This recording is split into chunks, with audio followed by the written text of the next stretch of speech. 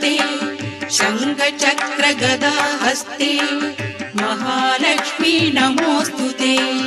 नमस्ते गरुडारूढे कोलासुरभयङ्करी सर्वपापहरे देवी महालक्ष्मी नमोऽस्तुते सर्वज्ञे सर्ववरदे सर्वदुष्टभयङ्करी सर्वदुःखहरे देवी महालक्ष्मी नमोऽस्तुते सिद्धिबुद्धिप्रदे देवी भक्तिमुक्तिप्रदायिनी